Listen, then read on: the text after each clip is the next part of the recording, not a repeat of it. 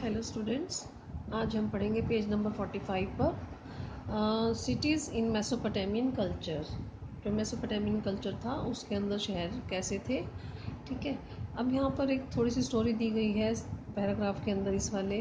तो यहाँ हम स्टार्टिंग से पढ़ना शुरू करते हैं। Mesopotamian valued city life in which people of many communities and culture lived side by side. जो मेसोपोटामियन जो सिटी लाइफ को वैल्यू करते थे, जिसके अंदर जो लोग थे या बहुत सारी कम्युनिटीज़ के जो लोग थे या कल्चर्स के लोग थे, वो साइड बाय साइड किस प्रकार से वो रहते थे, उसे वो सिटी लाइफ कहते थे।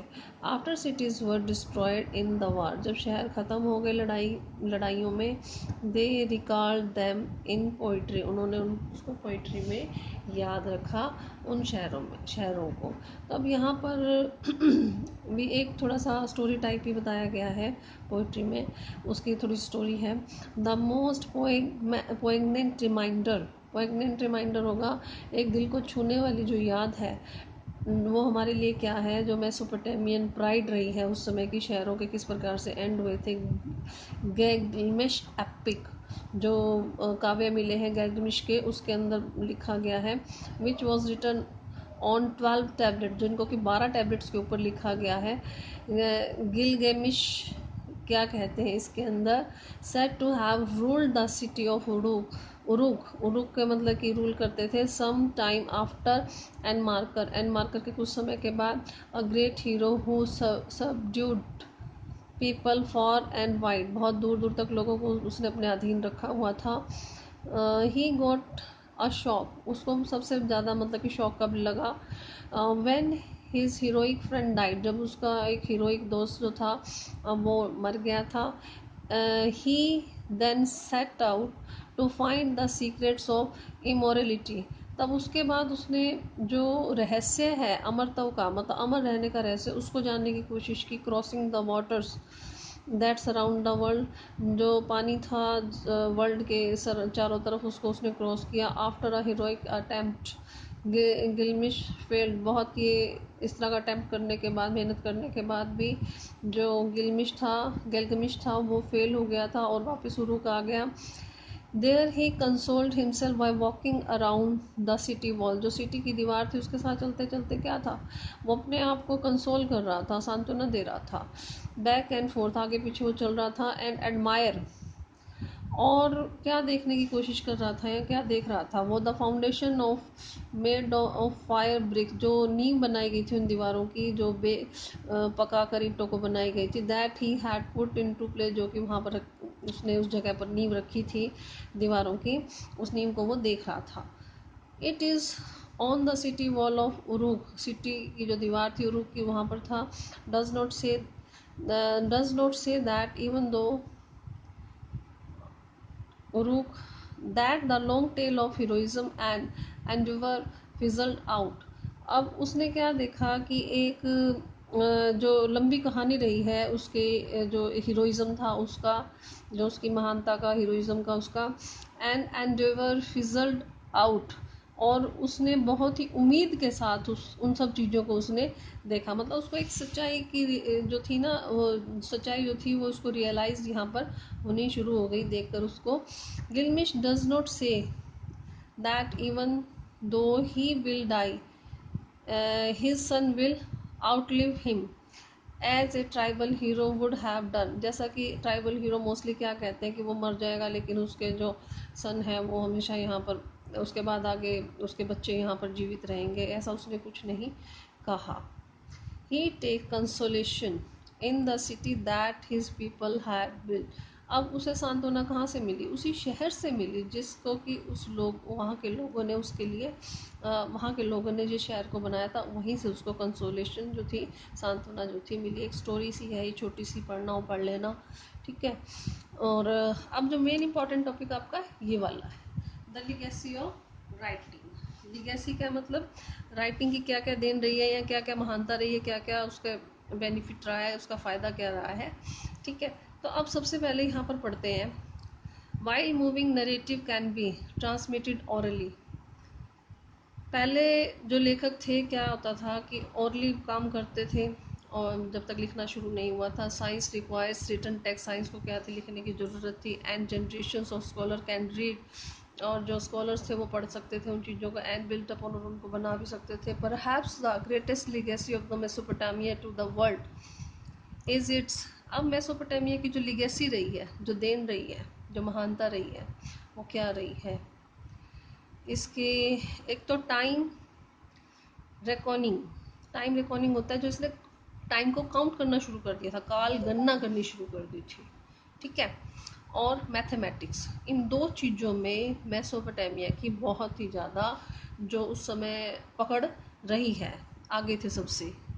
अब यहाँ पे दिया गया है एक टैबलेट के पर जो डिटेल दी गई है, जैसे ये दी गई है, इसको कैसे काउंट करना है, इसका आंसर कैसे निकलता है, इस पैराग्राफ के अंदर दिया गया। जैसे आप निकालते हो मैथ में, फील्ड मैथ पढ़ते हो तो आप क्या निकालते हो, फील्ड ऑफ एरिया निकालते हो, फील्ड का कितना एरिया था, ठीक है। वॉल्यूम ऑफ वाटर निकालते हो, ठीक है, कि एक उंगल इतना पानी है तो 2 उंगल में कितना होगा, तो इस तरह से आप वॉल्यूम ऑफ वाटर निकालते हो, बर्तन में कितना पानी है, ठीक है। तो ये मैथ की जो देन थी उन लोगों की। अब जो इम्पोर्टेंट चीज़ है वो इस पैराग्राफ के अंदर है, अब ये ध्यान से सुनना। इसका क्वेश्चन मोस्टली बनता है यहाँ पर, रिपीट भी होता रहते हैं क्वेश्चंस यहाँ से। The division of the year, अब साल जो बटा हुआ था वो किस में बटा हुआ था, 12 मंथ्स में। अब भी कितने का है साल, एक साल में 12 मंथ होते हैं। According to the revolution of the moon around the earth, जो रेवोल्यूशन करता था मून अर्थ के अराउंड, उससे होता था। The division of the month, अब जो मंथ की डिवीज़न की हुई थी उसमें कितने वीक होते थे, 4, अब कितने होते हैं, अभी भी 4 होते हैं। द डे इंटू 24 आवर्स, अब डे को कितने घंटों में डिवाइड किया हुआ था, 24 आवर्स में, जैसा कि अब भी है। And the hours into the 60 minutes, अब आवर्स को कितने मिनट्स में डिवाइड किया हुआ था, 60 मिनट्स में, जैसा कि अब भी है, ठीक है। All that take for guaranteed in our daily life, जैसा कि आज के दिन में हमारी डेली लाइफ के अंदर है। हैज़ कम टू अस, अभी हमारे पास कहाँ से आया है ये चीज़ें, फ्रॉम द मेसोपोटामियंस, मेसोपोटामियन से ये हमारे तक आया है।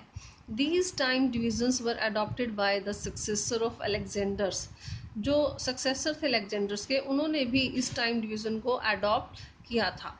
और उसके बाद ये कहाँ पर पहुंचा, रोमन वर्ल्ड के अंदर पहुंचा, और फिर कहाँ पर पहुंचा, वर्ल्ड ऑफ इस्लाम के अंदर पहुंचा, और फिर मिडिवल यूरोप में। मतलब इस तरह से आगे जो ये टाइम डिवीज़न इन्होंने किया था, और ये जो मैथमेटिक्स है, ये सब चीज़ें आगे से आगे बढ़ती चली गई।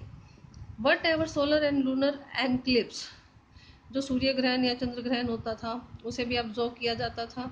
There occurrence was noted according to the year, उनकी मतलब कि नोट किया जाता था कि साल में ये घटनाएं कब हो रही हैं, किस मंथ में हो रही है, किस डे हो रही हैं। So too there were record about the observe position of the star, और इसके अलावा जो स्टार्स की पोजीशन होती थी और कंस्टलेशंस की जो पोजीशन होती थी नाइट स्काई के अंदर, उनको भी रिकॉर्ड किया जाता था। तो एक ये इम्पॉर्टेंट और ये चीज़ इम्पॉर्टेंट, ठीक है। Next page.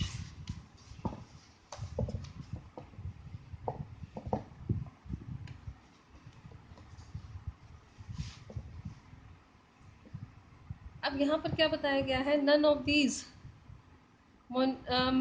Momentous Mesopotamian achievements would have been possible without writing. अब ये जो भी यादें हैं जो मेसोपोटामियन अचीवमेंट्स की हैं, ये पॉसिबल नहीं हो पाती बिना राइटिंग के, जो लिखने का सिस्टम इन्होंने शुरू किया था, ठीक है, उसके बिना ये पॉसिबल नहीं हो सकती थी।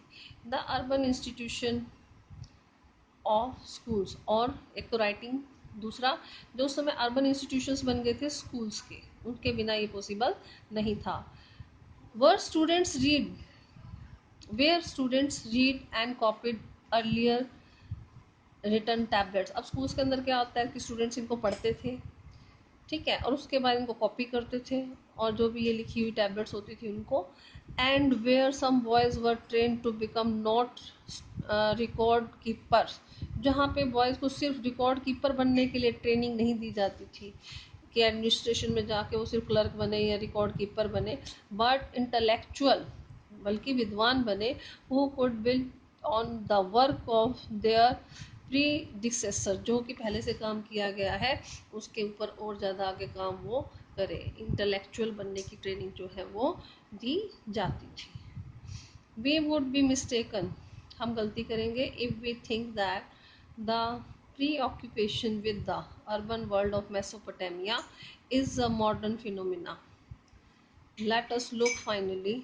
अब हम यहाँ पर गलती करेंगे अगर हम ये नहीं समझेंगे कि भाई ये जो अर्बन वर्ल्ड था मेसोपोटामियन का, ये एक मॉडर्न फिनोमिना था, बहुत ही आधुनिक इनकी घटना थी। जैसे आज के दिन में सब कुछ रिटर्न में होता है, ऐसे ही हो रहा था। राइटिंग सिस्टम था, ठीक है, कालगणना थी, मैथमेटिक्स का यूज़ होने लग चुका था, और इन सब चीज़ों को जो है प्रिजर्व किया जाता था और टेक्स्ट के अंदर लिखा जाता था, ठीक है, जो भी इनका ट्रेडिशनल पास था इन सब चीज़ों को। तो अब ये टॉपिक आपका ख़त्म हो चुका है, मेनली यही बातें हैं इसके अंदर, और इसमें अगर आपको पढ़ने में कोई प्रॉब्लम आए तो मुझसे डिस्कस कर लेना। Thank you.